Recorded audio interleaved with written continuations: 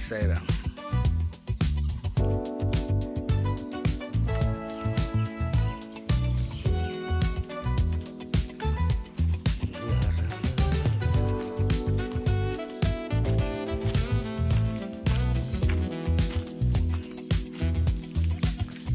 यो मान्छे के गर्दैछ बिहान बिहानै? के गरेको? के गरेको?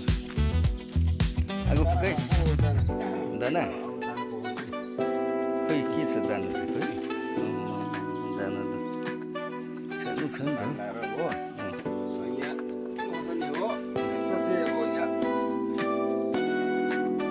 टक्क बसाए। कति बेलामा पाक्छ घन्टामा? त्यहाँदेखि यो पकाएर दाना दिएर काममा जान्छ।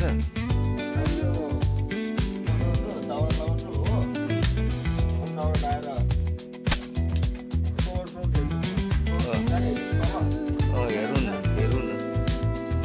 त्यहाँ गरेर त्यहाँ पाक्छ यो।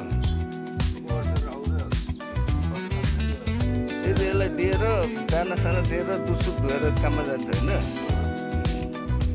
डेलीको रुटिन हाम्रो ठुलो भएको। त्यहाँदेखि घाँस जान्छ।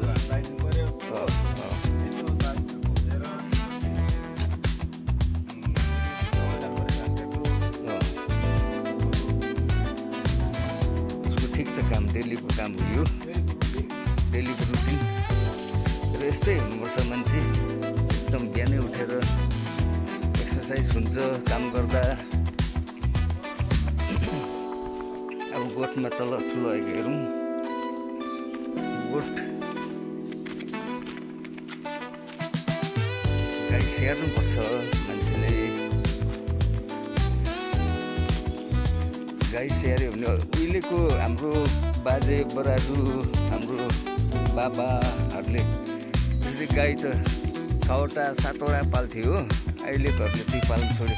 हाम्रो गाउँभरिमा यही यहाँ ठुलो भएको गाई चाहिँ यति नै हो, यति नै हो, 3टा।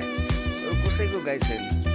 अन्त गाउँको मान्छेहरू मल लानु पऱ्यो भने यहाँ आउँछ, त्यसरी यहाँबाट मल लान्छ।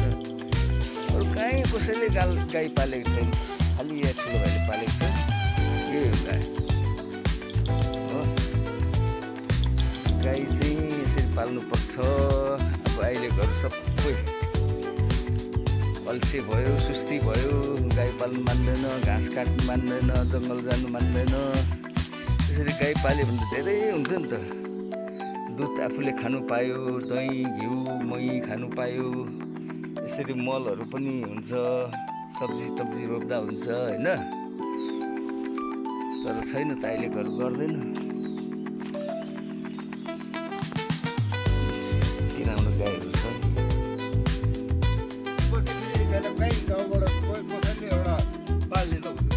हुनु पर्यो। छैन हाम्रो गाउँमा यत्रो ठुलो गाउँमा खालि ठुलो भाइ एकजना छ गाई पाल्ने। अन्त मल चाहियो भने यहीँबाट लान्छ हो। मान्छेहरू सब अल्छे भयो नि त अहिले त। अल्छे भयो सबै। यसको गाईको गङ्गत चाहियो भने यहीँबाट, सबै त यहीँबाट। अरू कहीँ त छैन, पालेको छैन अरू। यही हो। यस्तो छ है साथी हो, यस्तो छ। यसले चाहिँ के लग्यो फेरि? ओ दागी दागी अरे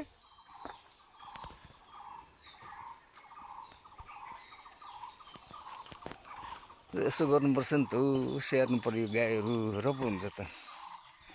ल ठुलो भाइ ओके लाग्यो, ओके।